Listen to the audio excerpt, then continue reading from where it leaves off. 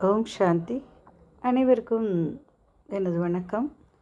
இந்த ஆத்மாவான நாம் இங்கே ஜீவாத்மாவாக பிறந்து பல வகையான ஆசைகளில் மூழ்கி மண்ணாசை, பொன்னாசை, பெண்ணாசை அப்படிங்கிறத நம்ம மூழ்கி இந்த ஆன்மா துன்பத்திற்கு ஆளாகி இருக்கு. இது மாதிரி பலவேறாக ஆசைகள்ல நம்ம இந்த உலகத்திலேயே இருக்கும், தொடர்றா இருக்கும் அப்படின்னு ஒரு நிலைப்பாடு நமக்கு வந்துருச்சு. அதுக்கு இந்த திரை தான் காரணம் இல்லையா? இப்ப இந்த ஆறாவது அறிவை வச்சு நம்ம உணர்ந்து கொள்ள முடியும். அப்ப அந்த ஆறாவது அறிவு எப்ப நமக்கு வேலை செய்யும்? அந்த ஆறாவது அறிவு கொடுத்திருக்கிறதே தன்னையும் உணர்ந்து தன் தலைவனையும் உணர்ந்து பிரிந்தவர்கள் சேரணும் இல்லையா? நம்ம பாக்குறோம்ல, 2 காதலர்கள் பிரிந்து சேரும்பொழுது எவ்வளவு மகிழ்ச்சியா இருக்கு. ஒரு கணவனும் மனைவி ஏதோ தகராறுல பிரிஞ்சிடுறாங்க, ஒன்று சேரும்போது எவ்வளவு ஒரு ஆனந்தத்தையும் இதையும் அனுபவிக்கிறாங்க. நாமே யாரோ ஒருவரை காதலிச்சு கல்யாணம் பண்ணிட்டாலும் தாய் தந்தையரோட பிரிஞ்சு இருப்போம், திரும்பியும் எல்லாரும் ஒன்று கூடுவோம் இல்லையா ஒரு தருணத்துல. அப்ப எவ்வளவு மகிழ்ச்சியும் ஆனந்தமும் வருது. சோ இந்த மகிழ்ச்சியும் ஆனந்தத்தையும் அனுபவிக்கும் விதமாகவும் பல பிறவிகளாக, பல யுகங்களாக, பல ஆன்மாக்கள் பல பல கல்பங்களாகவே இந்த பரமான்மாவை பிரிஞ்சிருக்கு. அதுக்கு தான் இந்த பரமான்மாவோட சிறு துளிதான் நம்ம, அந்த ஈசனோட துளிதான் நம்ம அப்படிங்கிறது அதுக்கு தெரியவே இல்லை. அப்ப அந்த அந்த அந்த சேரும் காலம் எவ்வளவு ஒரு உசித்தமா இருக்கும் இல்லையா? அது அறிஞ்சுக்கிற விதமாக தான் இந்த 6ஆம் அறிவு கொடுக்கப்பட்டு. ஆனா மனிதன் என்ன பண்றான்னா, அந்த 6ஆம் அறிவை வச்சு புதுசு புதுசா கேட்ஜெட்ஸ், நிறைய இந்த போருக்கான கருவிகள் இல்லையா, நிறைய அவன் என்ன பண்றான்னா கருவிகளா கண்டுபிடிச்சு அதுக்கு அதை யூஸ் பண்றான். ஆனா அது மெயின் யூஸா எதுக்கு கொடுக்கப்பட்டிருக்கு அப்படின்னா, அந்த ஈசனை அறியறதுக்கு தான் அப்படிங்கிறது. அப்ப அந்த திரையானது விலகணும் அப்படிங்கிற விதம் தான். அந்த திரையானது விலகிறதுக்கு இந்த 6ஆம் அறிவு பயன்படணும். அந்த 6ஆம் அறிவை பயன்படுத்தி அந்த திரையை விலக்கணும் அப்படிங்கிறது. அந்த விதத்தை தான் யாரு அந்த தட்சிணாமூர்த்தி இந்த சப்த ரிஷிகளுக்கு சொல்லி தராங்க. அவங்க அதை தான் செஞ்சுதான் அவங்க எல்லாருமே இன்னைக்கு ஒளி உலகம் இருக்கு இல்லையா, லைட் வேர்ல்ட்ல போய் அவங்க இப்ப இருக்காங்க. இப்ப அவங்க நமக்கு கூற வந்திருக்காங்க. இந்த கடைசி தருணத்திலேயான தலைவனை மறந்து தத்தளிச்சுன்னு இருக்குங்களே இந்த குழந்தைங்க, இந்த உலக ஆசையில எல்லாமே பொருள் ஆசை தான். இங்க எல்லாமே பொருள் தான். நம்ம சொல்ற அந்த பணம் அப்படிங்கிறது கூட இட்ஸ் ஆல்சோ ஒரு மெட்டீரியல் தான் இல்லையா? அதுவும் பணம் அப்படிங்கிறதும் ஒரு காலத்துல செப்பு காசு, ஒரு காலத்துல களிமண்ல யூஸ் பண்ணிருந்தோம், அப்புறம் உலோகங்களுக்கு வந்தோம், அப்புறம் செப்பு காசு அப்படின்னு சொன்னாங்க. தங்க காசு இருந்தது ராஜா காலத்துல, தங்கம் வெள்ளி காசு இருந்தது, அப்புறம் செப்பு காசா இருந்தது. அப்புறம் இப்படி நம்மளுடைய சின்ன சின்ன வயசுல கூட சில பித்தளை காசுகள் பார்த்திருக்க முடியும். அப்புறம் இப்ப என்ன ஆச்சு அப்படின்னா, எல்லாமே அலுமினியம் கொண்டு வந்தாங்க. அப்புறம் இப்ப எல்லாமே நிக்கல்ல வருது, சரியா? சோ இப்ப எல்லாமே மெட்டீரியலா இருக்கனால தானே மாறுறது. அப்ப இந்த பொருள் உலகத்துல நம்ம இந்த பொருள் உலக ஆசையிலும் குழந்தைகள்லாம் இருக்கு. இந்த பொருள் உலகத்துல இருந்து அதுகளை மீட்டு கொண்டு போய் தலைவன்ட்ட ஒப்படைக்கணும். ஏன்னா ஒரு யுகம் மாறணும் அப்படின்னா ஆன்மாக்கள் தேவை, அதுக்கு தூய்மை அடையணும். அதை வச்சுதான் அந்த புது யுகத்தை கொண்டு வர முடியும். அப்ப இந்த மறந்து போன குழந்தைகள் எல்லாம் இந்த டிரான்சிஷன் பீரியட்ல ஒண்ணு சேர்க்கணுங்கிற விதமாக தான் இப்ப இந்த ப்ராசஸ் நடந்துட்டு இருக்கு. அதுக்காக தான் இந்த ஆகம வேதம் நமக்கு எடுத்து கொடுக்கப்பட்டிருக்கு அப்படிங்கறத நம்ம புரிஞ்சுக்கணும்.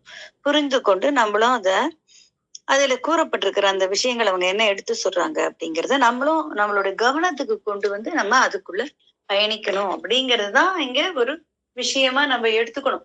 அதுதான். ஏன்னா நம்ம இப்போ ஒரு பொழுது போகல, ஏதோ ஒரு ஞான கருத்தை கேட்டுட்டு போயிடலாம், நம்ம ஆன்மாக்கு ஏதோ ஒண்ணு தீனி போட்ட மாதிரி இருக்கும்னு இல்லாம, இங்க இந்த ஆகம வேதத்தோட அடிப்படை காரணம் என்ன அப்படிங்கறத உணரணும் அப்படிங்கிறதுக்கு தான் நான் இதை சொல்றேன். அது எதுக்காக சொல்லியிருக்காங்கன்னா, முக்தி, ஜீவன் முக்தி, சத்கதி அடைஞ்சு நம்ம சத்தியுகம் எனப்படும் கைலாயம் எனப்படும் விஷ்ணுபுரி எனப்படும் வைகுந்தம், சிவாலயம் எனப்படும் ராமராஜ்யம் அமைக்கிறதுக்காக தான் இது இத்தனை ஆன்மாக்களும் சேர்ந்தாதான் அதை அமைக்க முடியும். ஆனா இதை அமைக்கிறது எப்படி, இதுக்கு எப்படி நம்ம எல்லாரும் ஒன்று சேரணும் அப்படிங்கிறத சப்த ரிஷிகள் அறிஞ்சிருக்காங்க. ஏன்னா தட்சிணாமூர்த்தி எனப்படும் அந்த ஈசனோட அம்சம் அவங்களுக்கு மனித உருவுல இதை எடுத்து கொடுத்தாச்சு. இப்ப 108 சதுர்யுகம் முடிஞ்சிருச்சு இப்ப திரும்பி புதுசா புதுசா அடுத்த 108 வருது. அப்பதான் இது எல்லாமே இப்ப அவர் சொல்லிட்டு போன அந்த அவர் எடுத்து கொடுத்த அந்த ஞானம் இருக்கு இல்லையா, அந்த பொக்கிஷம் அதை இப்பதான் பயன்படுத்தி அடுத்த 108 சதுர்யுகத்துக்கு அதை கொண்டு வராங்க. இப்ப அந்த அஷ்டோத்திர சதம் அப்படின்னு அந்த முடிஞ்சு போனதுக்கு அஷ்டோத்திர சதம் முடிஞ்சிருக்கு, சதம் யோகம் முடிஞ்சிருச்சு. இப்ப திரும்பி புதுசா ஒரு ஆரம்பிக்கிறது, புது கல்பம் ஆரம்பிக்கும் பொழுது இது ரொம்ப புதுசா ஆரம்பிக்கிறது. அப்ப அவங்களுக்கு அவர் சொல்லி போனா அந்த நம்மள்ட்ட நமக்கு எடுத்து கொடுக்க வேண்டிய ஒரு பொறுப்பு அவங்களுக்கு இருக்கு. அவங்க நமக்கு அதை உணர்த்துறாங்க. அதுக்குதான் இந்த ஆகம வேதம் அப்படிங்கிற இந்த நூல் நம்ம கைக்கு கிடைச்சிருக்கு. அது மத்த அத்தனை நூலையும் விட அவங்க அது நிறைய வேதம் வேதம்னு நிறைய நூல்கள் சொல்லுவாங்க. இருக்கு அந்த போட்டிருக்காங்க, ஞானாலயம் எனும் அன்பாலயம் அப்படின்னு சொல்ற அந்த ஒரு ஒரு இதுல அமைப்புல. ஆனா அனைத்து நூல்களையும் சால சிறந்ததும் ஆன்மாக்களுக்கு விடுதலை அளிப்பதும் ஆன்மாக்கள் உயர்ந்த நிலைக்கு செல்வதற்குமான ஒரு ஊன்றுகோலாகவும் ஒரு ஏணியாகவும் இருக்கிறது இந்த ஆகம வேதம் தான். இந்த ஆகம வேதம் இல்லாம அனைத்தையும் தெரிஞ்சுட்டு எந்த பிரயோஜனமும் கிடையாது. அடிப்படை என்ன அப்படின்னா, ஆன்மாக்கள் தன் தலைவனான பரமாத்மாவை சென்று அடையணும், பிரிந்தவர்கள் மீண்டும் சேரணும் இல்லையா, அதுதான் இங்க ரொம்ப முக்கியம். நம்ம பிரிஞ்சு வந்துட்டோம், நம்மளுடைய ஒரு ஆணவ மலம், லைட்டா ஒரு ஆணவ மலம் ஆன்மாக்களுக்கு ஏற்படும் பொழுது இந்த ஆன்மா என்ன பண்றது, இந்த ஆணவ மிகுதியால தன் தலைவனை விட்டுட்டு இங்க ஏதோ பூமியில என்ஜாய் பண்ணலாம்னு சொல்லிட்டு பிறப்பெடுத்துடுறது. இப்ப அந்த ஆணவத்தை அறுத்து நம்மளுடைய அந்த ஆணவம் அப்படிங்கிறத நம்ம அறுத்துனா ஆணவத்தை நீக்கி நம்ம நம்மளோட அந்த இறைவனிடம் நம்ம அந்த ஈசன்ட்டு நம்மள ஒப்படைக்கணும். அப்படி ஒப்படைக்கும் பொழுதுதான் நம்ம என்ன பண்ண முடியும் அப்படின்னா அந்த சத்தியுகம் போக முடியும். ஆணவத்தை அறுத்து அந்த சிரசினை நம்ம என்ன பண்றோம் அப்படின்னா அவங்கள்ட்ட அவங்களுக்கு கொடுத்துரும். பொதுவாவே என்ன பண்ணுவாங்க, நம்ம இதுல பாத்தீங்கன்னா பெரிய உடம்புக்கு என்ன பண்ணுவாங்க, தலைமுடியெல்லாம் எடுத்து மொட்டை போட்டுக்கன்னு வேண்டிப்பாங்க.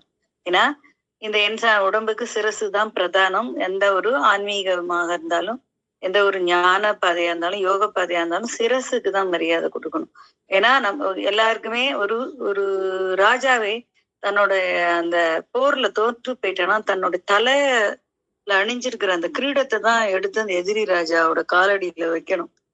அப்ப அந்த தலை அப்படிங்கிறது எவ்வளவு உயர்ந்தது அப்படிங்கிறது, அது அதுல அடியிற அணி, அதுல தலையில வச்சுக்கிற இந்த கிரீடமே ஒரே உயர்ந்தது அப்படின்னா, அப்ப அந்த தலை அப்படிங்கறதோடைய அந்த விஷயம் இருக்கு இல்லையா, சிரசு அப்படிங்கிறாங்க. அந்த சப்த ரிஷிகள் அதை சிரசு அப்படின்னு சொல்றாங்க. ஏன்னா அதான் தமிழ் ஆக்சுவலா. தலைங்கிறது இப்ப மாறுதலுக்கு வரலான தமிழ் மொழிதான் மாறி இருக்கு இல்லையா. இப்ப ஒரு 100 வருஷம் 80 வருஷமா மாறிடுச்சு. பாரதிக்கு அப்புறமே நிறைய மாறி இருக்கு. அப்ப அந்த சிரசு அப்படிங்கறத நீங்க கொய்து எங்கள்கிட்ட கொடுத்துருங்க அப்படிங்கிறாங்க. உடனே மண்டைய வெட்டி கொடுக்கணும் அப்படின்னு அர்த்தம் கிடையாது. அந்த ஆணவம் அப்படிங்கிறது எங்க வருது, தலையிலதான் வரும். ஆணவம் தலை தூக்கி போச்சுவாங்க, தலை கனமா, அவனா ரொம்ப தலைகனம் பிடிச்சவன் இல்ல அப்படிலாம் சொல்றோம்.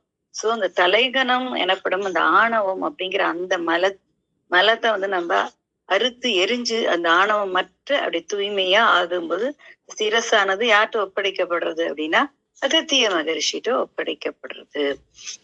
அது ஏற்கனவே நம்ம பஞ்ச விகாரங்கள் அற்று இருக்கணும், மும்மலங்கள் நீங்கி இருக்கணும். பஞ்ச விகாரம்ங்கிறது காம குரோதம் மதம் லோபம் மோகம் அப்படிங்கிறது தீராத ஆசை, தொடர் ஆசை, ஒருத்தர் மேல ஒரு வெறுப்பு வச்சுப்போம் இல்லையா. ஒரு ஒரு பரம்பரையா இருக்கணும்னு நினைக்கிறது. ஒருத்தரையே இப்ப ஒரு சித்தப்பாவோ அத்தையோ மாமாவோ நாத்தனாரோ மச்சாண்டாரோ யாரோ ஒருத்தரை வெறுத்துக்கிட்டே இருப்போம், காரணமே இல்லை. அது பேர் குரோதம்னு பேரு. மதம்ங்கிறது அகங்காரமா கோபம் வருது, தன்னோட கட்டுப்பாடு மீறி வரும்போது வர கோபத்துக்கு பேருதான் மதம்னு பேரு. அது லோபம் அப்படின்னா தனக்கும் பயன்படாம இன்னொருத்தருக்கும் பயன்படாம பொருள்கள் எல்லாம் ஈட்டி சேர்த்து வச்சுக்கிறது. அருளையும் அதே மாதிரியே செய்வாங்க. அந்த மாதிரி மத்தவங்களுக்கு எடுத்து இந்த மாதிரி ஒரு ஞான பாதை தெரிஞ்சுது, நம்ம ஒண்ணு அடைஞ்சிருக்கோம் அப்படின்னா அத கூட மத்தவங்களுக்கு தெரியாம மறைச்சு தானே வச்சுப்பாங்க. அதுவும் லோபம் தான். இந்த மாதிரி எல்லா விஷயங்களையுமே தனக்குள்ளாகவே வச்சுக்கிறது, அருள் பொருள் எல்லாத்தையுமே யாருக்குமே பகிர்ந்து கொடுக்காம வச்சுக்கிறது பேரும் லோபமா இருக்கு. சோ இந்த பஞ்ச விகாரங்களும் இருக்கக்கூடாது. இந்த ஆணவம் கண்மம் மாயங்கிற மும்மரங்களும் இருக்கக்கூடாது அப்படிங்கிறது. அப்படி அதெல்லாம் நீக்கிட்டோம் அப்படின்னாலே இந்த ஆணவம் அப்படிங்கிற இந்த இருக்கிறதுலயே சால ஒரு நம்மளை விட்டு எப்பயுமே போகாது அப்படின்னு இருக்கிற ஒரே விஷயம் இந்த ஆணவம் தான் அப்படிங்கிறாங்க. அதனாலயே நல்ல பல பல தரப்பட்ட யோகியர்களும் ஞானியர்களும் 99% அவங்க பாஸ். அதுலதான் ஆச்சு. இன்னும் 1% தான் அவங்களுக்கு உயர் பதவி கிடைச்சிடும், அவங்க ஒளியா மாறிடுவாங்க. அப்படிங்கிற தருணத்துல அந்த அந்த பதவியை இழந்திருக்காங்க. என்ன காரணம்னா இந்த ஆணவம்ங்கிறது தான். நான் எனது என்ன போல கிடையாது, எனக்கு எல்லாமே கிடைச்சிட்டு நான் பெரிய ஆளாயிட்டேன் அப்படின்னு ஒரு எண்ணம் நமக்குள்ள தோன்றும். சாதாரண உலகத்திலேயே தோன்றது இல்லையா? ஏதோ ஒரு ஹெச்எம் ஆயிடுறோம், ஒரு ஒரு டைரக்டர் ஆயிடுறோம், ஒரு கம்பெனில ஒரு சீஃப் எக்ஸிக்யூட்டிவ் ஆயிடுறோம். இந்த மாதிரிலாம் ஆகும்போதே நமக்குள்ள என்ன வந்துடுது, தான் ஒரு அகம்பாவம் வரும். இப்ப இந்த ஞான யோக பாதை இருக்கு இல்லையா? அதுல ஒரு சிறந்த நிலை வந்துருச்சு, பிறவா நிலை வந்துருது. அவ்வளவுதான். இந்த 1% தானே இருக்கு. அப்ப நான் இந்த உடலை நீக்கிட்டேன்னா நான் பிறவா நிலை அடைஞ்சிடுவேன்னு எனக்கு ஒரு கர்வம் வரும்பொழுது திரும்பியும் பூஜ்ஜியம் ஏதுமற்ற ஒன்றாயிடுவோம். திரும்பியும் பயணிக்கணும். அப்ப தியானம், யோகம், இந்த தபம் எல்லாம் புரிஞ்சு எல்லாம் பண்ணணும். அதனாலதான் அந்த ஆணவம் இருந்து நிறைய பேர் அது மாதிரி தன் நிலை இறங்கி நிறைய பேர் இருக்காங்க, முக்தி ஜீவன் முக்தி அடைய முடியாம. அதனால ஆணவம் இல்லாத அந்த சிரசினை எங்கள்கிட்ட ஒப்படைச்சிட்டீங்க அப்படின்னா அந்த சிரசுல இருக்கிற அணுக்கள் எல்லாத்தையுமே ஒளிபெற செய்து அனைத்துக்குமே உயிர்ப்பித்து அந்த அணுக்கள் அனைத்துமே போய் அந்த ஆன்மா அப்படிங்கிற அந்த கண்டென்ட் ஆன்மா அணுக்கள் அனைத்துமே உயிர்ப்பித்து போய் அந்த ஆன்மா அப்படிங்கிறதோட இணையத்துக்கு என்னென்ன உதவி புரியணுமோ, எவ்வளவெல்லாம் நமக்கு ஹெல்ப் பண்ணணுமோ அத்தனையுமே அகத்தியரும் சப்த ரிஷிகளும் அனைத்து ஒளி உலகத்துல இருக்கிற அனைத்து பாரவான்களும் நமக்கு செஞ்சு தராங்க. இதை புரிஞ்சுக்கணும். இது பெரிய ப்ராசஸ். இது ஒன்ஸ் இது கிடைக்காது. ஒரு இந்த ஞானமோ இந்த பாதையில போறதுக்கான அந்த வழிமுறையோ சாதாரணப்பட்டவங்களுக்கு கிடைக்காது. ஒன்ஸ் அது கிடைச்சு அதை உணர்ந்து இதுல நம்ம இதை காதால கேட்கும்போது அதுல நம்ம பயணிக்கிறதுக்கு பழகிக்கணும்.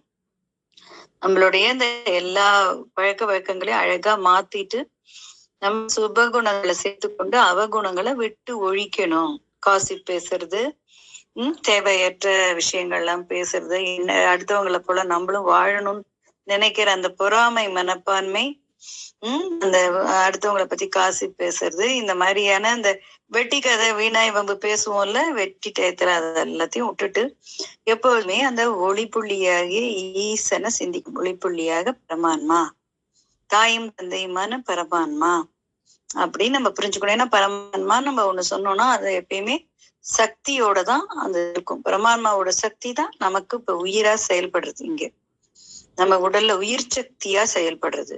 அதுக்கு அதுதான் பேர் தான் நம்ம சக்தி அப்படின்னு சொல்றோம். இப்ப பரமாத்மா அப்படிங்கிறது ஒரு சாட்சி பாவத்துல வெறுமையே அமர்ந்து கொண்டிருக்கும். ஒண்ணு வெறுமை அமர்ந்து கொண்டு இருக்கிறது உன்னால எதுவுமே செய்ய முடியாதுல, எதுக்குமே லாயக்கு அமர்ந்துட்டு இருக்கு. ஆனா நம்ம அதை சிந்திக்கிறோம் அப்படின்னா அதுட்டு நம்மளை கொண்டு விடுறதும் அதோட போய் நம்மளை ஜாயின் பண்ண வைக்கிறதும் இந்த உயிர் சக்தியாகி அந்த சக்தி நிலைப்பாடுதான். அதனாலதான் இங்க சக்தி இல்லையில் சிவம் இல்லை, சிவம் இல்லையில் சக்தி இல்லைன்னு சொல்றாங்க. சக்தி இல்லையல் சிவம் இல்லைன்னு மட்டும்தான் சொல்லியிருக்காங்க, சிவம் இல்லையல் சக்தி இல்லைன்னு சொல்லல. ஏன்னா சிவம்ங்கிறது எப்படி அறியப்படுறது அப்படின்னா சக்தியாலதான் அறிய முடியும். சக்தியை கொண்டுதான் சிவத்தை நம்ம அடைய முடியும். சக்தி இல்லைன்னா அங்க சிவம் ஒன்றுமே கிடையாது. சிவம் சாட்சியாக தான் இருக்கு, சக்தி தான் எல்லாம் செய்யறது அப்படிங்கிறதுதான். அங்க பரமான்மான்னு பார்க்கும்போதும் பரமான்மா அப்படிங்கிற நிலையில இருக்கும்போதும் சூரியனுக்குள்ள மையம் கொண்டிருக்க அந்த ஈசன் அப்படிங்கிறது வெறும் சாட்சியாக தான் இருக்கும். அதோடு தொடர்ந்து இருக்கிற அந்த ஆதிசக்தி தான் அனைத்தையுமே செய்யறது. அதை புரிஞ்சுக்கணும். அதனாலதான் நம்ம சிவசக்தியா இருக்கிற அந்த தாயும் தந்தையுமான அந்த பரமான்மாவை நம்ம நினைவிலேயே வச்சுக்கணும். அந்த ஒளி அப்படிங்கிறோம், அந்த ஒளியை சுற்றி இருக்கிற அந்த வீசுறது ஒளி தெரியறது இல்லையா, அந்த லைட்டை நீங்க எப்படி தெரியும், அதுல சக்தி இருந்தாதான் தெரியும். புரியறதா? அந்த அந்த லைட்டனிங் எனர்ஜி இருக்கு இல்லையா, அதுதான் சக்தி. சோ அந்த ஒளி புளிய நம்ம சிந்திச்சு கொண்டே இருக்கணும். அப்ப நம்ம இதுக்கு இங்கேருந்து நம்ம எப்படியும் ஈசனை சென்று அடையணும் அப்படின்னா இந்த பூலோகத்துல நம்ம கலிபுருஷனுக்கு கலிபுருஷன் ஆதிபராசக்தியோடைய சிஷ்யன். அதனாலதான் அவருடைய அந்த பக்திக்கும் அவரோட அந்த இதுக்கும் யோக நெறிக்குமா அவருக்கு இந்த பூலோகத்தை இந்த கலியுகத்தை ஆதிபராசக்தி அவர் கையில கொடுத்து வச்சிருக்கா. அது ஆளக்கூடிய அந்த பொறுப்பை. அதனால நம்ம ஆதிபராசக்தியான அந்த ஆதிபராசக்தியோடைய அம்சமா நிறைய தேவியர்கள் இருக்காங்க இல்லையா, காமாட்சி, மீனாட்சி, அந்த மாதிரிலாம் நிறைய இருக்காங்க கோவில். அது மாதிரி அந்த ஆதிபராசக்தியை நமக்கு வணங்கி, அம்மா நீ தான் என்ன இந்த மும்மலங்களையும் போக்கி பஞ்ச விகாரங்களையும் எங்கிட்ட இருந்து அழிச்சு என்னோட இந்த மாயத்திரையை விலக்கி என்ன கொண்டு நீ தான் அந்த ஈசனிடம் சேர்க்கணும் அப்படிங்கறத நம்ம டெய்லி நம்ம சிந்தையில வச்சு நம்ம சொல்லிக்கிட்டே இருக்கணும் அப்படிங்கிறத புரிஞ்சுக்கணும். இந்த சூரியனை நினைக்குமே பார்த்து, அது உள்ளுக்குள்ளதான் ஈசனும் இருக்காரு. அந்த சூரியனாடதான் நம்மளும் தகிக்கும் ஒளியாக மாறணும். ஏன்னா அதை பார்க்கும்போதுதான் நமக்குள்ள இருந்து உயிர் இழந்து போய் கிடக்கிற அந்த அணுக்கள் எல்லாம் உயிர்ப்பிச்சுக்கணும், உயிர்ப்பித்து கொள்ள வேண்டும். உயிரற்று கிடக்கிற அந்த அணுக்கள் உயிர்ப்பித்து கொள்ளணும்.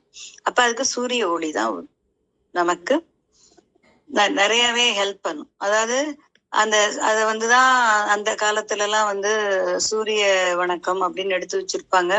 இப்ப காலையில இருந்தோம்னா அவங்க அதை செய்வாங்க. அதுதான் நம்ம அது உடலால யோகாசனமா செய்யாம அது செய்யணும் அப்படிங்கிறது உடலுக்கான தேவைதான். ஆனா நம்ம உள்ளுணர்வால அந்த சூரியனோட கலக்கணும். அவர்கிட்ட அந்த சக்தியை பெற்று நம்மளுடைய மூளையில இருக்கிற அந்த உயிரற்று போன அந்த அணுக்கள் இருக்குல்லையா, நம்ம ஆசையினால எத்தனையோ கல்பமாகவும் எத்தனையோ யுகமாகவும் ஆசையில மூழ்கி போயிட்டதுனால அந்த நம்மளுடைய ஆன்ம அணுக்களை எல்லாமே தான் உயிரை இழந்து விழுந்துருச்சு. புரியுதுதான். இப்ப நம்ம இந்த சூரியனை பார்க்கும் பொழுது, ஒளியையே சிந்திக்கும் பொழுது அந்த ஆன்ம அணுக்கள் எல்லாமே உயிர் பெற்று என்ன பண்ணும், உயிர் பெற்றுடும், ஒளி வீசும். நம்ம உடல்ல இருக்கிற அந்த உயிர் சக்தி என்ன பண்ணணும்னா அந்த ஒளி பெற்ற அந்த ஆன்ம அணுக்களை கொண்டு அந்த ஆன்மாவோட சேர்த்துரும். சரியா? இப்ப இதனால நம்ம அந்த ஒளியை பார்த்து சிந்திக்கணும், ஒளியான இறைவனை சிந்திக்கணும், சூரியனை சிந்திக்கணும், சூரியன் சுற்றியுள்ள அந்த ஒளியை நம்ம ஒளியாற்றல் சிந்திக்க வேண்டும். ஆதி பராசக்தியை தொழணும். இதெல்லாம் நம்ம ஒண்ணு புரிதல்ல தான் நம்ம உயர முடியுங்கிறத நம்ம உணர்ந்துக்கணும் அப்படிங்கறதா இங்க நிகழ்வாக்கு. அப்ப சிரசை கொண்டு நம்ம அகத்தியத்தை ஒப்படைச்சிட்டோம்னா அகத்தியர் என்ன பண்ணுவாருன்னா, இன்னும் கொஞ்சம் நம்ம இதெல்லாம் பண்ணினது போக மிச்ச சுச்சம் உயிர் பெறாத அணுக்கள் இருக்கும் இல்லையா, அதை அழகா உயிர்ப்பிச்சு கொடுப்பாரு. அப்ப அவரே எல்லா மத்த 6 ரிஷிகளுக்குமே அவங்க என்ன செயல் ஆற்றணும் அப்படிங்கறது அவங்களுக்கு அவர் ஏற்கனவே சொல்லிட்டாங்க. அதனால அவங்க தூர்வாடுறவங்க நம்மளுடைய இதுல இருக்கிற தேவையற்ற குணங்கள், தேவையற்ற தூய்மையற்றதான் துர்வாச முனிவர் இது பண்ணிடுவாரு. பரத்வாஜ முனிவர் தான் நமக்கு இப்ப இந்த ஆகம வேதம்ங்கிற நூல் மூலமா நமக்கு அந்த ஞானம் பாதை என்னன்னு புரிய வைக்கிறாரு. அப்ப கோளமர் ஆகிய கௌதமர் நம்மளோட கோள்கள் நம்மள பாதிக்காத மாதிரி பார்த்துப்பாரு. இப்படி ஒத்தொத்தரும் ஒரு வேலையுமே செஞ்சு வான்மீகி அந்த அவர் வானத்துக்கு ஃபுல்லும் பரவி இருக்கனால அவர் நமக்கு அந்த ஆகாய சக்தியை கொடுத்து நம்மளை வாழ்த்துறாரு. இப்படி ஒவ்வொரு ரிஷிகளும் நம்மளை வாழ்த்தி நம்மளை இது பண்றாங்க. எல்லா ரிஷி பத்தினிகளும் இறங்கி வராங்க. ஏன்னா நம்ம எல்லாருமே இந்த ஆன்மீக முன்னேற்றத்துல முக்தி ஜீவன் முக்தி பெறணும் அப்படிங்கிறதுக்கும் சத்தியுகத்துக்கு நம்ம கொண்டு போகணும் அப்படிங்கிற இதுலயும் இறங்கும்போது அனைத்து பாரவான்களும் அனைத்து ஒளி உலக வாசிகளும் பரலோக வாசிகள்னு அவங்கள சொல்றாங்க. அவங்க எல்லாருமே நமக்கு இங்க இறங்கி இந்த ஆன்ம முன்னேற்றத்துக்கு அவ்வளவு அழகா ஹெல்ப் பண்றாங்க. அப்ப நம்ம எப்படி இருக்கணும் அப்படின்னா, நம்ம தான் அதுக்கு எவர் ரெடியா இருக்கணும். முழு நிலவு அன்னைக்கும் அமாவாசை அன்னைக்கும் நம்மளுடைய அந்த சிந்தனை இந்த இரவு நேரங்கள்ல நம்ம தூக்கம் வராம பிறண்டு இருக்கோம்ல. எப்பயுமே ஆன்மீகத்துக்குள்ள வரும்போது தூக்கம் வருது, கொஞ்சம் தூக்கம் அப்படிங்கிறது கொஞ்சம் குறையும். அப்ப தேவையற்ற விஷயங்கள் எல்லாம் சிந்திக்காம அந்த இறை உணர்வை நம்மளுக்குள்ள இது பண்ணிட்டு அகத்தியரையும் போற்றி புகழ்ந்து என்னை காப்பாற்றி என்னுடைய இந்த சிரசினை உயர்வு பெற வைக்கணும் அப்படிங்கிறத அவர்கிட்ட ஒரு சங்கல்பமா வச்சு நம்ம தொழுதல் செய்ய வேண்டும்.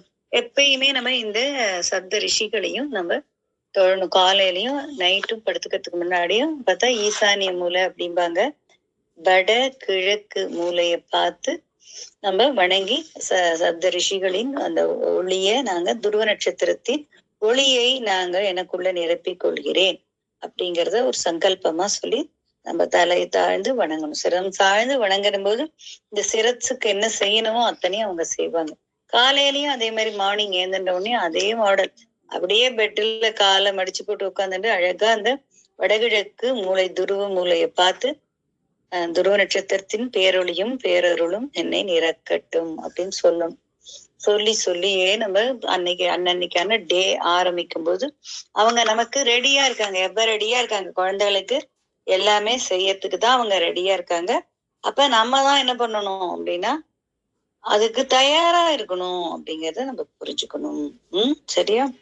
அப்ப நம்ம இந்த ஒன்றொன்றையும் நம்ம பண்ணும்போதுதான் நமக்கு இது கரெக்டா நடக்கிறது. அது எல்லாமே இரவு வேளையில தான் நடக்கிறது. முழு நிலவு நாள் வந்து உங்களுக்கு ரொம்பவே உயர்வான உயர்வான விஷயங்களை செய்யறது. அப்ப இப்ப வந்து காலம் வந்து ரொம்ப கம்மியா இருக்கு. ரொம்ப குறைவான நேரமா இருக்கனால செயல்கள் என்ன பண்றது? விரைந்துதான் செய்யறாங்க. வேக வேகமான ஆற்றப்படணும். ஏன்னா காலம் ரொம்ப செல்லாது. புது யுகம் வரணும் இல்லையா? அப்ப அகத்தியர் தான் இந்த செயலை செய்யறாரு அப்படிங்கறத நம்ம புரிஞ்சுக்கணும். அவரவர்களுக்கு அவரவர்கள் யாரு குருவா ஏற்றுக்கொண்டு பின்பற்றி நம்ம நடக்கிறோமோ அவங்களும் நமக்கு கண்டிப்பா இந்த இந்த ஆன்ம முன்னேற்றத்துக்கு இந்த ஆன்ம துகள்கள் வந்து உயிர் பெறத்துக்கு அழகா நமக்கு உதவுவாங்க அப்படிங்கறத நம்ம புரிஞ்சுக்கணும். இப்ப ரிஷி பத்தினிகள் ரிஷிகளுக்கும் நம்ம பணிவான வணக்கங்களை தெரிவித்த வண்ணமே இருக்கணும். ஏன்னா இப்ப ரிஷி பத்தினிகளும் ரிஷிகளோட கூட வந்துட்டாங்க. அவங்களும் இந்த பூ உலகத்துல வந்திருக்காங்க. எல்லாருடைய சிரசுக்குள்ளேயும் அமர்ந்து யார் தன்னை வந்து ஒப்பு வைக்கிறாங்களோ, யார் வந்து அந்த சரணாகதி மனப்பான்மையில வந்து சரணடைஞ்சிடுறாங்களோ அத்தனை அத்தனை பேரோட சிரசுக்குள்ளேயும் அவங்க எல்லாம் வருவாங்க. ஏன்னா அவங்க எல்லாம் புலி உலகத்துல இருந்து வந்திருக்காங்க இல்லையா? ஒளியா தானே இருக்காங்க. ஒளிங்கிறது பல இடங்களுக்கும் பரவக்கூடியது இல்லையா? இப்ப நம்ம வீட்டுல விறகடுப்புல பாத்தீங்கன்னா அந்த காலத்துல தாத்தா பாட்டி காலத்துல எல்லாம் விசிறி வச்சு விசிறினாங்கன்னா அப்படியே குட்டி குட்டி குட்டி துகள்களா அந்த நெருப்பு துகள்கள் வந்து அப்படியே பறக்கும். அதே மாதிரி அவங்க துகள் துகளா எல்லாருடைய சிரசுலயும் அமர்ந்து கொள்ளக்கூடிய அந்த பாங்கு அவங்கள்ட்ட இருக்கு. அவங்களுக்கு அந்த அந்த திறம் அவங்கள்ட்ட இருக்கு. அதனால அவங்க வந்து அமர்ந்து கொள்வாங்க. அதை நம்ம உணர்ந்து கொள்ளணும். அப்ப நம்ம எவ்வளவு முடியுமோ அவ்வளவு தினைக்குமே நம்ம வந்து எப்பயுமே ஒரு படைக்கிறது அப்படின்னா நம்ம பல பல பழங்களை படைப்போம். ஆனா முக்கணியே படைச்சு அவங்களுக்கும் அதை கொடுத்து நம்மளும் அதை உண்ணக்கூடிய அந்த இதை நம்ம வளர்த்துக்கணும். ஏன்னா முக்கணிகள் மூலமாக 3 கனி இருக்கு இல்லையா? மா, பலா, வாழைங்கிற அந்த 3மே எப்படி இருக்கு? கலர் எல்லாமே தங்க கலரா இருக்கா? அப்ப அப்ப நம்ம நம்மளோட சிரசுல இருக்கிற ஆன்ம அணுக்கள்லாம் ஒளி பெறணும் அப்படின்னா என்ன ஆகணும் அப்படின்னா தங்க நிறமா ஆகணும். அப்படிங்கிறதுக்கு இந்த தங்க நிறத்துல இருக்கிற இந்த 3 பழங்களையும் நம்ம வந்து அந்த நிவேதனம் அப்படிங்கிறாங்க இல்லையா? சாமிக்கு படைக்கிறதுங்கிறோம் இல்லையா? அது மாதிரி படைச்சு நம்மளும் உண்ணணும் அப்படிங்கிறத நம்ம புரிஞ்சுக்கணும். அது அது அது அது செய்யும்போது நமக்குள்ள இருக்கிற அந்த இதுவும் அழகா வந்து என்ஹான்ஸ் ஆகி எல்லா இதுவும் ஒளி பெறும். முடியற வரைக்கும் இந்த தியானம் யோகத்துல இருந்து தன்னுடைய சிரசில் உள்ள அணுக்களை புதுப்பிச்சுக்கணும் அப்படிங்கிறதுக்கான நிகழ்வுகள்லாம் நம்ம செய்யும் போது வெந்நீர் ஆடை அணிஞ்சுக்கிறது சிறப்பு. அதாவது காவி உடை வந்து துறவரத்துக்கு சிறந்தது அப்படின்னு சொன்னா கூட வெண்ணிற ஆடை அணியும் போது ஈஸியா அந்த நிறங்கள் வந்து ஒருத்தரோட குணங்களை மாற்றுறது அப்படிங்கிறாங்க. அதனால அந்த நீங்க வெண்ணிற ஆடை அணிந்து கொண்டு இந்த தியானம் யோகம் எல்லாம் செய்யும் பொழுது நாங்க எங்களால வந்து சட்டென்று உங்களை பற்றி கொண்டு உங்களுக்குள்ள அமர்ந்து கொள்ள முடியும் அப்படிங்கிறாங்க. அதோட இன்னொன்னும் சொல்றாங்க. நீங்க உடை மட்டும் வெள்ளையா அணிஞ்சுட்டா போறாது. உங்க உள்ளமும் தூய்மையாக வெண்ணிறமாக பாலை ஒத்ததாக அன்ன பறவையை ஒத்ததாக தூய்மையா இருக்கணும். அவ்வளவு அப்படி கிளீனா இருக்கணும். ஸ்லேட்டு கிளீனா இருந்தா தானே அதுல எழுத முடியும் இல்லையா? அதனால கிளீன் ஸ்லேட்டு போல நம்ம மனமானது இருக்கணும் அப்படிங்கிறாங்க. அதை நம்ம இந்த ஒன்னொன்னையும் நம்ம புரிஞ்சுக்கணும் அப்படிங்கிறதுதான். ஆனா உங்களுக்கு வந்து என்னைக்குமே தீய சக்திகள் வந்து உங்களை நெருங்காம இந்த வான் உலகத்துல இருக்கிற ஆன்மாக்கள் நல்ல ஆன்மாக்கள்லாம் வந்து உங்களை ஒரு சேர காத்திடும் அப்படிங்கிறாங்க. நீங்க எப்ப ஜீவன் முக்திக்கான பாதையில நடக்க ஆரம்பிச்சிட்டீங்களோ, சரண்டர் ஸ்டேட்டஸ்ல நீங்க பயணிக்கிறீங்களோ, அப்ப அந்த மேல் உலகத்தில் இருந்து வரும் பாரவான்கள் எல்லாம் உங்களுக்குள்ள இருந்து வேற எந்த ஒரு தீய சக்திகளும் உங்களை அண்ட விடாம பாதுகாக்கும். ஏன்னா சிரசுக்குள்ள எப்படி இந்த ஒரு ஒரு தங்கத்தை ஒத்த மின்னக்கூடிய அந்த ஆன்ம அணுக்கள் இருக்கோ அவ்வளவுக்கு அவ்வளவு தீய சக்திகளும் இருக்கு. எங்கேயுமே பார்த்தா எந்த ஒரு பொருளையுமே பாசிட்டிவிட்டியும் இருக்கும், நெகட்டிவிட்டியும் இருக்கும். இப்ப ஒரு பலாப்பழம்ன்றதுல ரொம்ப இனிமையானது, அது 1 2 சாப்பிட்டோம்னா ஒண்ணும் பண்ணாது. ஒரு 5 6 சொல்ல எடுத்து சாப்பிட்டோம் அப்படின்னா வயிறு ப்ராப்ளம் வந்து நமக்கு அந்த ஒரு உஷ்ண ஆதிக்கம் ஜாஸ்தியா போனதுனால அடிக்கடி ஒரு வலியுடன் கூடிய பாத்ரூம் போற மாதிரி ஒரு ப்ராப்ளத்தை கொடுக்கும். அது மாதிரி நல்லதும் இருக்கும், தீயதும் இருக்கும். அப்ப நல்லதை நிறைய பெருக்கி கொண்டோம் என்றா தீயது அணுகாம பாத்துக்க முடியும். மேட்டரே நல்ல நல்ல குட் ஒன் எல்லாம் நம்ம நல்லா என்ஹான்ஸ் பண்ணிக்கணும். நல்ல நல்ல செயல்கள், சொற்கள், எண்ணங்களை அழகா வளர்த்துக்கணும். நமக்கு வந்து ஒரு ஓய்வு நேரம் கிடைக்கிறது அப்படின்னா மனசை பல விதங்களையும் அணைய விடாம பல பல விஷயங்கள்ல ஈடுபடாம அந்த ஒன்றையே சிந்திக்கும் பொழுது அந்த கட்டவரல் பிரமாணத்துக்கு ஒளி வீசுற அந்த ஆன்ம ஒளியை சிந்திக்கணும். அந்த பொன்னிறமா ஒளி வீசுற இந்த பரமான்மாவை சிந்திக்கணும். இந்த இந்த செம்பொன்னிற ஒளியானது பரமான்மாவாகவும் வெண்ணிறமா ஒரு வைரம் போல மின்னறது ஆன்மாவாகவும் பரவான்கள் நமக்கு எடுத்து கொடுக்குறாங்க. இந்த இந்த ரெண்டு ஒளியையும் மாறி மாறி நம்ம சிந்திக்கும் பொழுது என்ன ஆகுறது அப்படின்னா நம்மளுக்கான நமக்குள்ள இருக்கிற உள் ஒளி பெருகி அந்த பர ஒளியோட இணையறது. அவ்வளவுதான். இங்க மேட்டர் என்னன்னா உள் ஒளி பெருகணும். உள் ஒளி எல்லாமே இத்தனை பிறவியில மங்கி போச்சு. ஒளி கொடுத்து கொண்டிருந்த ஆன்மா வந்து சிதைஞ்சுக்கு அப்படியே கட்டுண்டு அப்படியே தான் வந்து உயிரற்ற ஒன்றாக ஆன்ம துகள்களா அதெல்லாம் கீழே கரித்துண்டா விழுந்துருச்சு. இந்த கரித்துண்டெல்லாம் நெருப்பு முட்டி விட்டா காங்கை ஆயிடுமா? அப்ப அது போய் ஆன்மாவோட சேர்ந்து கொண்டு திரும்பியும் பால் போல ஒளி வீசும்.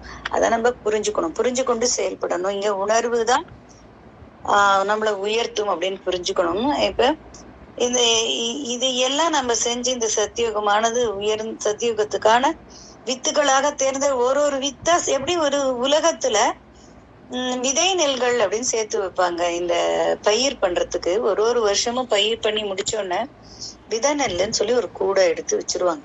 அதை வச்சுதான் என்ன பண்ணுவாங்க, விதைப்பாங்க. அது மாதிரி சத்தியுக வித்துக்களை சேகரிப்பதற்காக தான் இங்க சப்த ரிஷிகளும் இங்க நமக்கு வந்து இந்த பாடத்தை சொல்றாங்க. அந்த ஞான பாடத்தை நமக்கு சொல்றாங்க. ஞானம் அடையறதுக்கான அந்த வழியை நமக்கு கொடுக்குறாங்க. அப்ப அந்த வித்துக்களாக நம்ம மாறணும் இல்லையா?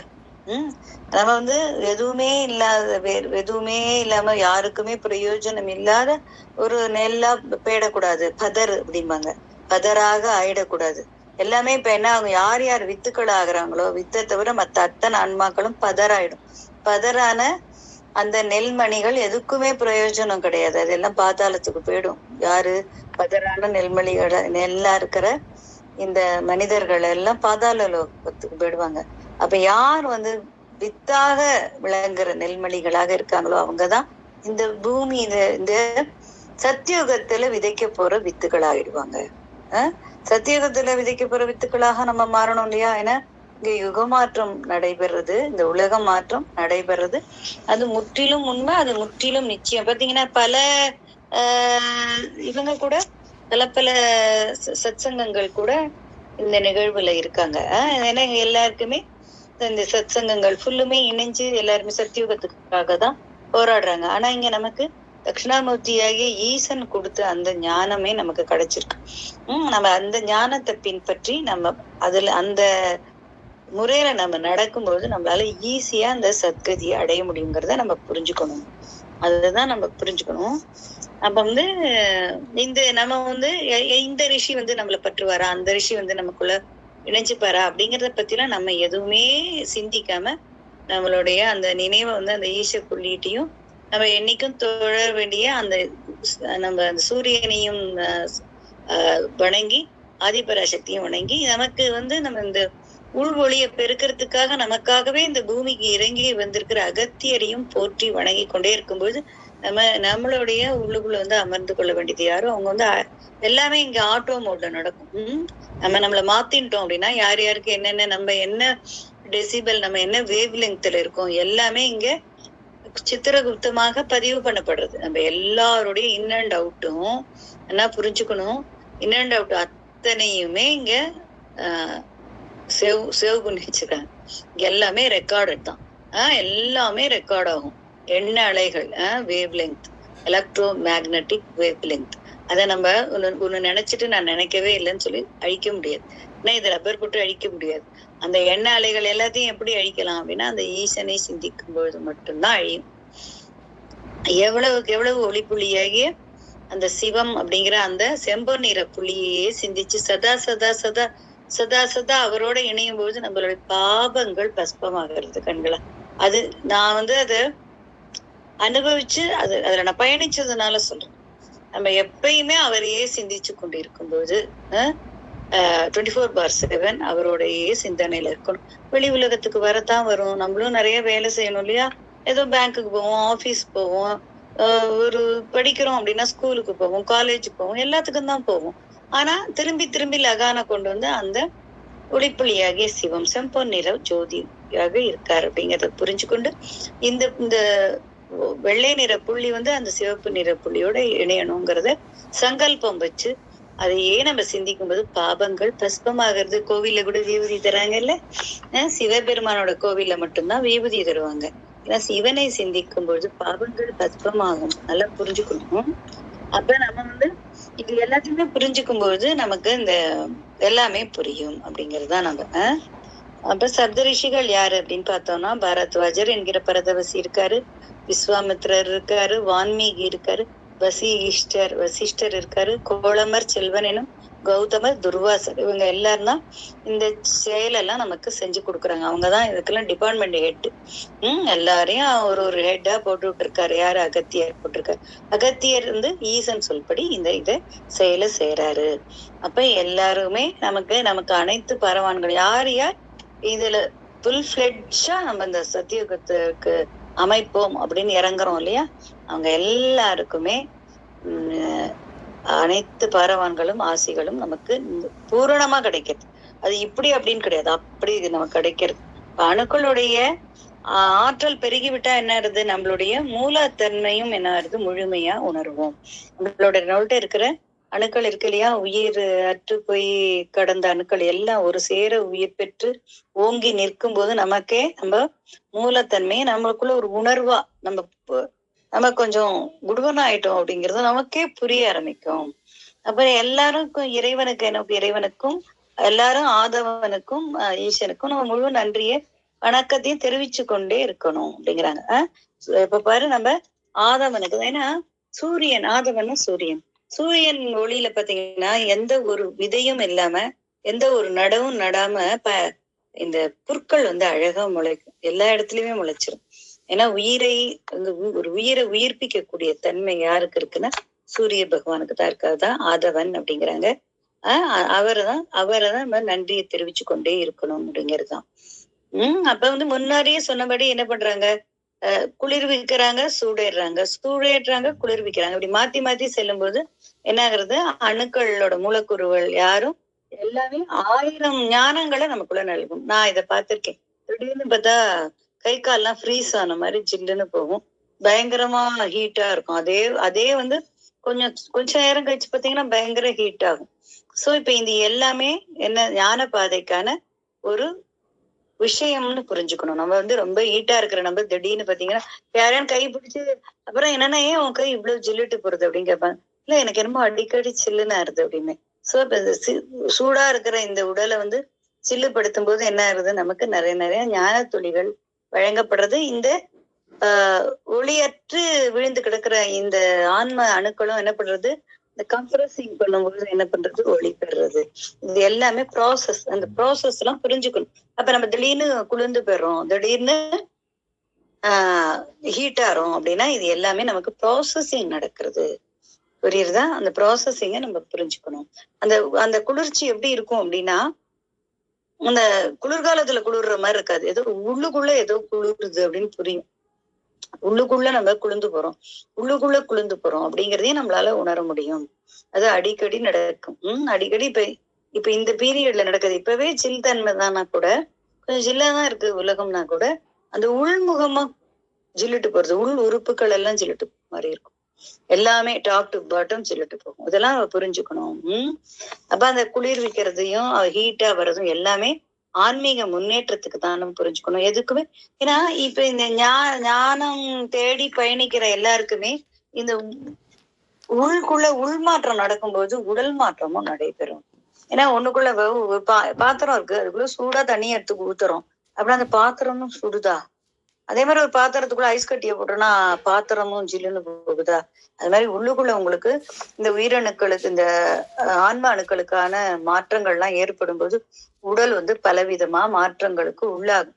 அது எதுக்குமே பயப்படாம எல்லாத்தையுமே சாட்சி பாவத்துல பார்த்து இப்ப நமக்குள்ள மாற்றம் நடைபெறதே என்னத்துக்கு? நம்ம சிறப்பிக்கிறதுக்கு தானே. நம்ம ஒரு உயர்நிலையை அடையணும்னா இந்த உடல் வந்து பலவித சங்கடங்களுக்கு உள்ளாகும் தான். இந்த உடலுக்கும் நன்றி சொல்லணும். நமக்காக தானே, நம்ம வந்து ஆன்ம நிலையில முன்னேற்றத்துக்காக தானே இந்த உடல் இவ்வளவு பாடுபடுறது. அப்படிங்கறனால இந்த உடலுக்கும் நன்றி சொல்லணும். இந்த ஒன்னொன்னையும் நம்ம சாட்சியா இருந்து பார்க்கணும். நம்ம உணர்வால உணரணும். இப்படி மாத்தி இதெல்லாம் நமக்கு முன்னாடி நடக்கலையே, இதெல்லாம் இப்பதானே நடக்கிறது. அப்ப இது எல்லாமே ஒரு டிரான்ஸ்பர்மேஷன் தான். எப்படி இந்த உலகம்ங்கிறது கலியுகத்திலிருந்து சத்தியுகத்துக்கு போறதோ அதே மாதிரி இந்த உடல்ங்கிறதும் இந்த உடலுக்குள்ள இருக்கிற அந்த ஆன்ம அணுக்களும் என்ன பண்றது, கலியுக அணுக்கள்ல இருந்து சத்தியுக அணுக்களுக்கு டிரான்ஸ்பர்மேஷன் ஆகுது. எப்பயுமே ஒரு டிரான்ஸ்பர்மேஷன் போது பார்த்தா சில பல துன்பங்கள் இருக்கும். சாதாரணமா நமக்கு ஊர் விட்டு ஊரு டிரான்ஸ்பர் பண்றாங்க அப்படின்னாலே நமக்கு எவ்வளவு கஷ்டமா இருக்குல்ல. சாமான் எல்லாம் பேக் பண்ணி எடுத்துன்னு போய் அங்க போய் அப்புறம் அதை அங்க வச்சு அப்புறம் அந்த ஊர்ல நம்ம செட்டில் ஆகிறதுக்கு 1 மந்த் ஆகுதுன்னு வெறும் உலகத்திலேயே ஒரு ஊரு விட்டு ஊரு டிரான்ஸ்பர் ஆனாலே நமக்கு இவ்வளவு கஷ்டமா இருக்கு. ஆனா இங்க நம்ம உள்ளுக்குள்ள இருக்கிற அணுக்கள் இதுகாரும் யுக யுகமா கல்ப கல்பமா எத்தனை யுகமோ செய்யக்கூடாத அத்தனையும் செஞ்சு சிதைச்சு வச்சிருக்கோம் ஆன்மாவை. அப்படி இப்படின்னு இல்லாம அது ஒளி இழந்து அத்தனை அணுக்களையும் இழந்து நிக்கிறது. தாயை இழந்த பிள்ளை போல நின்னுட்டு இருக்கு. இப்ப அந்த அதுல கொண்டு வந்து இந்த அத்தனையும் சேர்க்கணும். அது எவ்வளவு பெரிய ப்ராசஸ் இல்லையா? அப்ப இந்த உடல் ரொம்ப துன்பத்துக்கு உள்ளாகும். ஏற்றுக்கொண்டு பயணிக்கணும். ரொம்ப ஹீட் ஆகும். அந்த மாதிரி ரொம்ப ஹீட் ஆகும்போது கூலிங் ஏஜென்டான பொருட்களை நமக்கு எடுத்துக்கணும். கொஞ்சம் ஒரு ஒரு பச்சை தண்ணியில காலை வச்சு சிறிது நேரம் அமர்ந்துக்கிறது, அடிக்கடி தலைக்கு குளிக்கிறது, அதெல்லாம் செய்யணும். அதே சமயம் ரொம்பவும் குளிர்விச்சுட்டோம்னா அணுக்கள் எல்லாமே உயிர்ப்பிச்சுக்காது. அதனால ஹீட்டும் தேவை. வாரம் 2 முறை தலை குளிக்கிறது. ரொம்ப ஹீட் ஆச்சுன்னா காலை ஜில் தண்ணியில வச்சுக்கிறது. ரொம்ப ஹீட் ஆகி இனிமே என்னால தாங்காது மண்டை வெடிச்சு போயிடும் அப்படின்னு இருக்கச்சு இந்த காலை வந்து ஜில் தண்ணியில வச்சுக்கிறது. இதெல்லாம் நம்ம கத்துக்கணும்.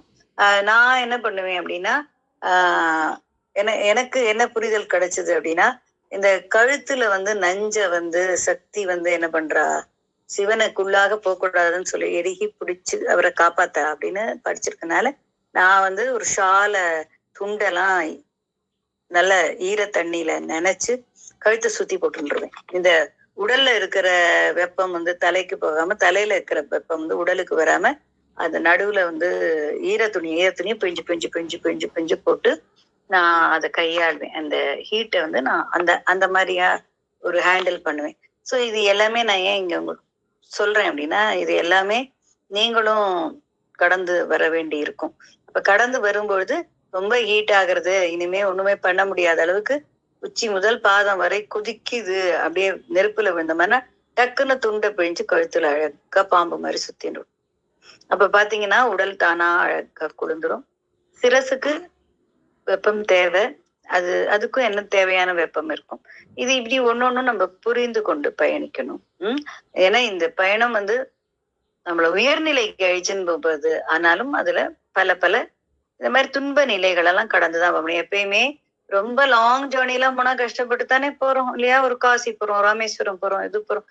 நம்ம பிளேன்ல போறதை விட்டுருவோம். வெறுமை சாம ட்ரெயின்ல எல்லாம் போறோம்னா சில துன்பங்கள்லாம் கடந்து தானே போறோம்.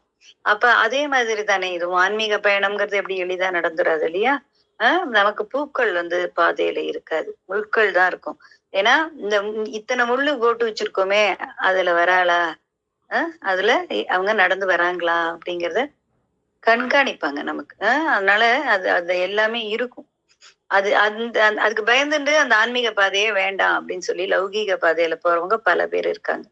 என்னால இந்த தொல்லையெல்லாம் தாங்க முடியலப்பான்னு சில பேர் என்ன பண்ணிருக்காங்க, அதை எப்படி ஏற்றுக்கொள்ளணும், அதுல எப்படி சரணாகதி அடையணும், எப்படி பயணிக்கணும்னு தெரியாம நிறைய பேர் இறந்து கூட போயிருக்காங்க. ஏன்னா இதுல வந்து ஏற்றுக்கொண்டு பயணிச்சு அதோட இணைஞ்சு போகும்போது நமக்கு வந்து நல்லபடியா நம்ம போக முடியுங்கிறதுதான். ஏன்னா சில பல பேர் தான் அந்த மாதிரி இறந்திருக்காங்க. விவேகானந்தர் எல்லாமே அப்படித்தான்.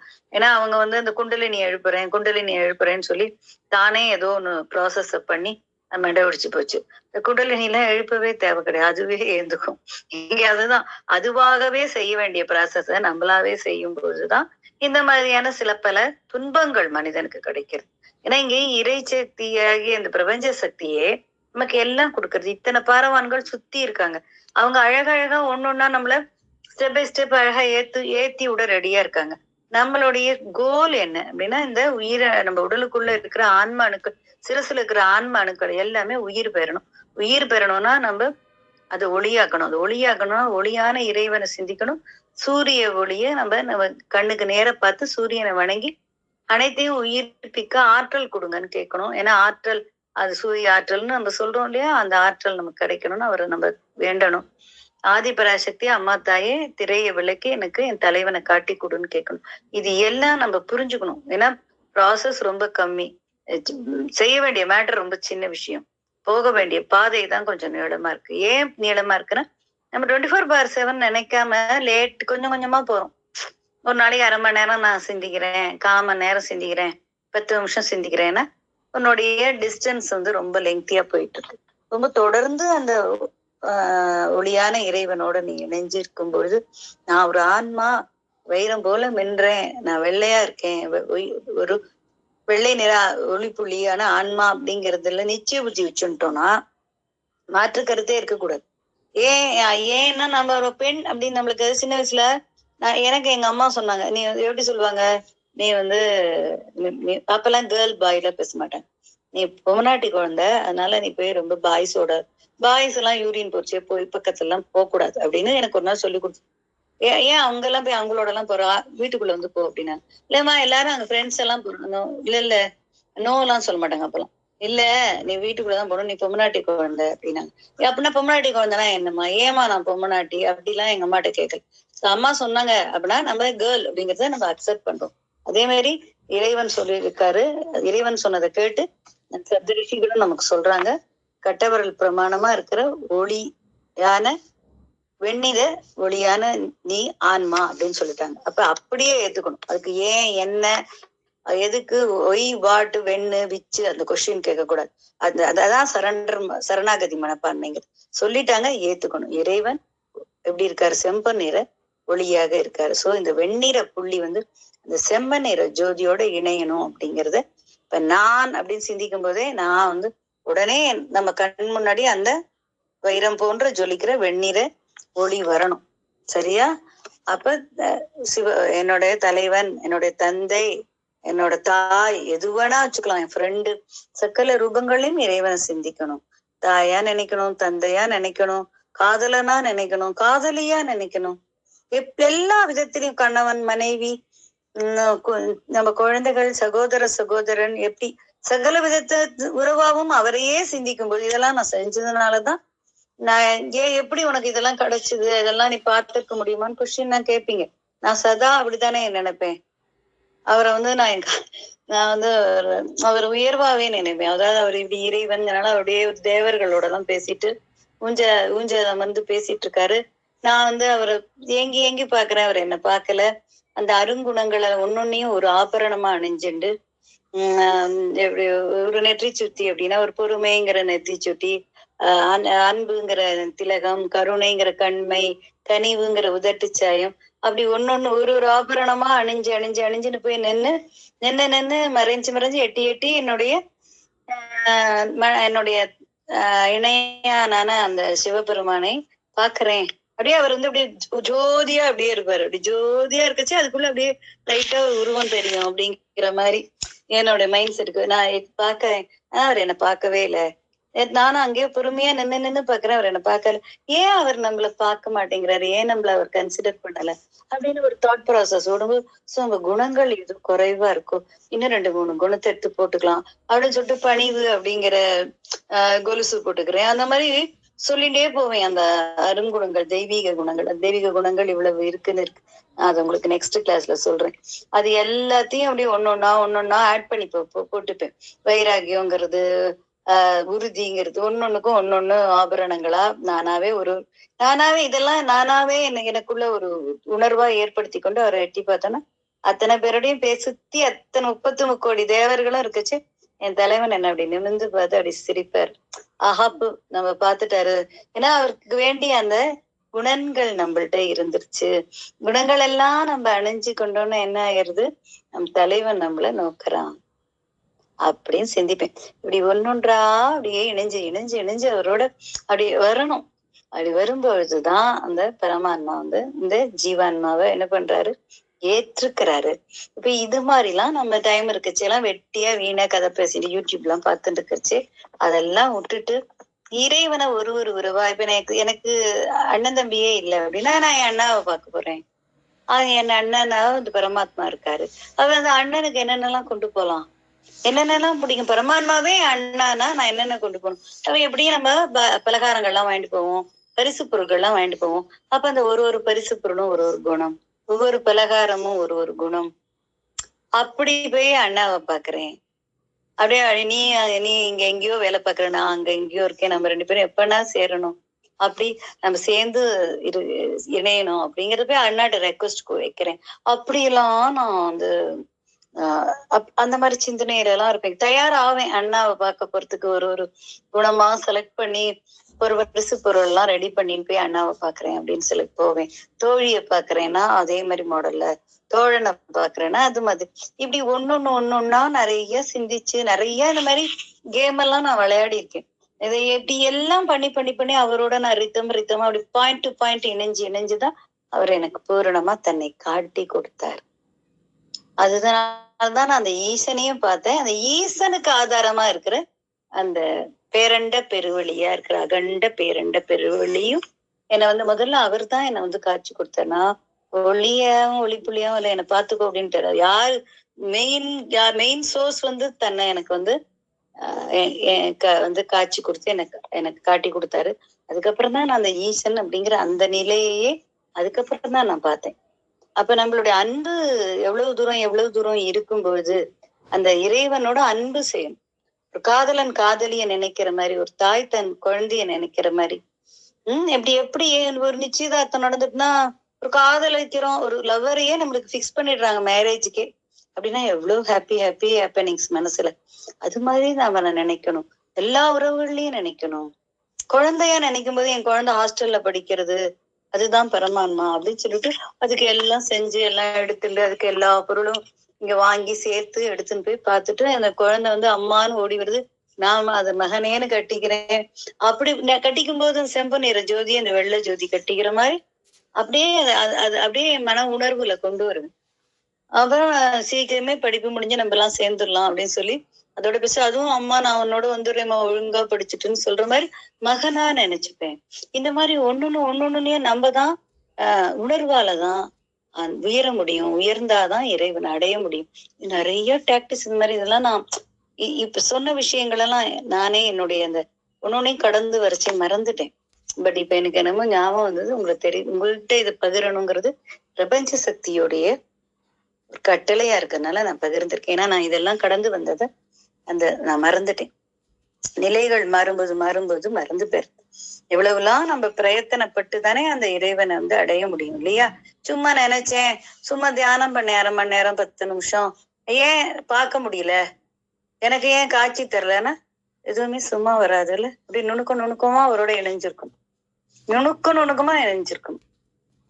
அது அது எப்பயுமே அவரை தவிர ஒண்ணும் இல்லை அப்படின்னு நினைஞ்சிருந்தாதான் பார்க்க முடியும். அதுதான் ஏன் நான் உங்களுக்கு ஒரு பதிவா வச்சுக்கிறேன் இல்லையா? நம்ம எல்லாருமே சேர்ந்து இப்ப எல்லாரும் நம்ம தூய்மை அடைஞ்சு அவகுணங்களை விட்டு சுபகுணங்களை சேர்த்துக்கொள்ளணும். பஞ்ச விகாரங்களை விடணும். மும்மலங்களை அகற்றணும். மும்மலங்களை அகற்றினா திரை திறக்கப்படும். ஆன்ம திரை திறந்து ஆன்மாவை பார்க்க முடியும். ஆன்மாவை பார்த்துட்டோம் அப்படின்னா ஆன்மா ஆட்டோமேட்டிக்கா என்ன பண்ணும்? யார் அது? மினியேச்சர் ஆஃப் பரமான்மா இல்லையா? பரமான்மாவோட சிறு துளிதான் ஆன்மா. அப்ப ஈஸியா ஆன்மாக்கும் பரமான்மாக்குமான டிரான்சிஷன் நடக்கும். அப்படியே அதை பார்க்கும், அது இதை பார்க்கும் இல்லையா? அதனால ஒளி பெற்றுடும். ஆன்மா என்ன பண்ணிடும்? பரமான்மா ஒளி பெற்றுடும். அப்ப சத்தியுகத்துக்கு நமக்கு என்னாகும்? என்ட்ரி கிடைக்கும். அப்ப அனைவரும் இணைந்தே யோகம் செய்வோம். யோகம் செய்யறதுன்னா இறைவனை சிந்திக்கிறது, பரமாத்மாவை ஆத்மா சிந்திக்கிறது, மனம் ஆன்மா உயிர் அந்த 3 ஒன்று இணையணும். இது எல்லாமே இங்க ப்ராசஸ்ல இருக்கு. எல்லாம் ஒன்று சேர்ந்து அந்த ஈசன்கிட்ட போய் சென்று என்ன பண்ணணும்? ஒடுங்கணும். இணைந்தே யோகம் செய்வோம். இணைந்தே ஞான மார்க்கத்தை கற்போம். இணைந்தே சத்தியுகம் எனப்படும் கைலாயம் எனப்படும் விஷ்ணுபுரி எனப்படும் வைகுந்தம் அமைப்போம், ராமராஜ்யம் அமைப்போம் அப்படிங்கிற உறுதியை மேற்கொண்டு அந்த தியானம் செய்யும்போது நான் சத்தியுகவாசின்னு ஞாபகம் வச்சுக்கணும். இப்ப நான்லாம் பாடல்கள் எனக்கு ரொம்ப விருப்பம். அதனால ஒரு பாட்டு இருக்கும், அந்த பாட்டுலாம் பாடிட்டே இருப்பேன் எப்பவுமே.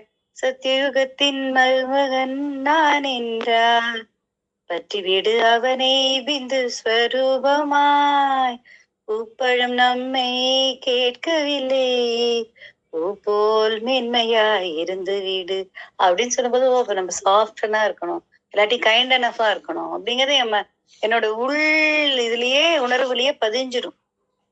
இனிமையிலும் இனிமை என் தந்தை சிவனேன்னு ஒரு பாடல் இருக்கு. அது இப்ப இந்த இந்த இந்த மாதிரியே என்னோட உணர்வுகளை வளர்த்து கொண்டுதான் நான்லாம் அடைஞ்சேன். அதனால எல்லாரும் அந்த சத்தியுகம் போகணுங்கிறதுல, சத்தியுகவாசி நான் அப்படிங்கறதுல ஒரு நிச்சய புத்தியும் வைராக்கியமும் கொண்டு பயணிக்கணும். அதுதான் நம்ம கோலா இருக்கணும். வீடு கட்டணும் அப்படிலாம் கோல் வச்சுக்கிறோம்ல, வண்டி வாங்கணும் அப்படிலாம். அது மாதிரி அந்த கோல்லாம் உலகாய கோல். அது நம்ம இன்னைக்கு வீடு கட்டினோம்னா 5-6 வருஷத்துல இந்த வீடு 1000 ரூபாய், உன் வீடு பழசுன்னா அடுத்தது நம்ம சிஸ்டர் நம்மளை விட பிரைட்டனாவும் ஹியூஜாவும் அழகாவும் ஒண்ணு கட்டுவா. ஆனா சத்தியுகம் அப்படிங்கறது போயிட்டோம் அப்படின்னா இந்த கீழான இந்த பூலோக வாழ்க்கை இல்லாம மேலான ஒரு நல்ல உலகத்துல நம்ம அழகா வாழலாம். அங்க அன்பு, கருணை, கனிவு இந்த 3 இருக்கும். சத்தியம் அப்படிங்கிறது அன்பு, கருணை, கனிவு இது எல்லாம் சேரும்போதுதான் உண்மைங்கிறது வெளிப்படும். அந்த சத்தியத்தின் யுகமான சத்தியுகம் அமைப்போம் எல்லாரும் அப்படிங்கறத எல்லாரும் நிச்சய புத்தியில வச்சுக்கோங்க, உறுதியா வச்சுக்கோங்க, வைராக்கியமா வச்சுக்கோங்க. ஓம் சாந்தி. அனைவருக்கும் சுகம், சாந்தி, ஆனந்தம் உண்டாகட்டும். இந்த வாய்ப்பினை எனக்கு அளித்து பிரபஞ்ச சக்தியாக இறைச்சக்திக்கு நன்றியை கூறிக்கொள்கிறேன். இந்த புத்தகத்தை வாசிக்கிறதுக்கான வாய்ப்பை அளிச்ச அந்த பரத்வசி என்னும் பரத்வாஜ முனிவர்களை நான் வணங்குறேன். சப்த ரிஷிகளுக்கும் எனது வணக்கம் உரித்தாகட்டும். இணைந்து பயணித்த அனைத்து ஆத்ம சொந்தங்களுக்கும் எனது நன்றியை கூறிக்கொள்கிறேன். அனைவருக்கும் சுகம், சாந்தி, ஆனந்தம் உண்டாகட்டும். God bless you all. Om Shanti.